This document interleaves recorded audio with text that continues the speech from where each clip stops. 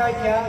दूसरी बात है कि इतना काफ़ी दयालु विचार के आदमी है, इनका आत्मा इतना दयालु है कि कोई भी गरीब अगर पीड़ित है रोग से और इनके दरवाजे पर जाता है, निश्चित रूप से ऐसा संभव मदद करते हैं। किसी भी गरीब की बेटी की शादी नहीं हो रहा, आर्थिक कमी की वजह से उसको इन्होंने जितना यथासंभव होता है इन्होंने उसमें आगे बढ़कर मदद करने का काम करते हैं। जो भी कहीं भी जग तप धर्म का जहाँ तक सवाल है वहाँ जग तप होता है, हर जगह इन्होंने ये हम लोग तो पहला बार देव में मुलाकात हुआ था, सुने थे हम लोगों के इनके बारे में। हम लोग को ये पंचायत समिति मजार पंचायत के जेके लाल बताने का काम किए कि गार्जियन आपको एक आदमी से भेंट कराएंगे, आप चलिएगा। हमने ठीक है भाई चलिए, लेकिन वो कुछ कारण से नहीं जा सके तो हम लोग जा रहे थे इनके गांव में, इसी बीच में देव में मुलाकात हो गई। तो मित्रों, ऐसे महापुरुष आज ही हमारे भूमि पर धरातल पर आए हुए हैं। बहुत हर्ष की बात है कि हम लोग तो जितना प्रयास किए, लेकिन माँ भगवती ला के ऐसे ऐसे लोगों के बीच में खड़ा कर रहे हैं जो हम लोगों को धर्म के प्रचार प्रसार में और यहाँ के सामाजिक संरचना बनाने में बहुत बड़ा सहयोग मिल रहा है। और मैं एक बात और बताना चाहूँगा कि कल भगवान कृष्ण का और बाबा विश्वकर्मा का मूर्ति एक साथ कल गांव में भ्रमण करेंगे।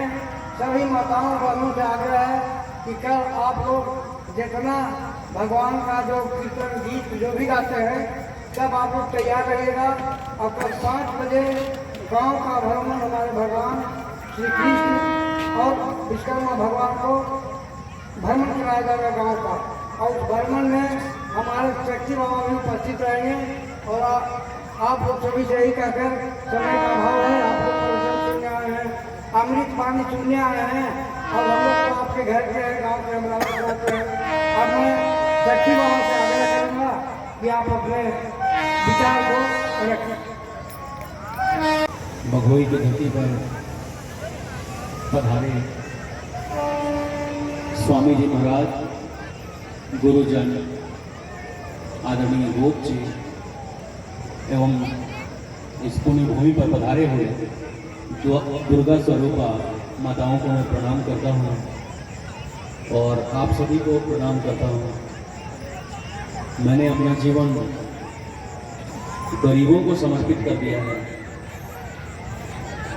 चाहे बेटी का ब्याह हो या किसी का श्राद्ध कर्म न कर पा रहा हो गरीब, या फिर जलाने के लिए लकड़ी का पैसा ना हो, इलाज के लिए कोई दिक्कत है, पढ़ाने में अगर असमर्थ है, ऐसे 200 बच्चों को हम गोद लेके पढ़ाते भी,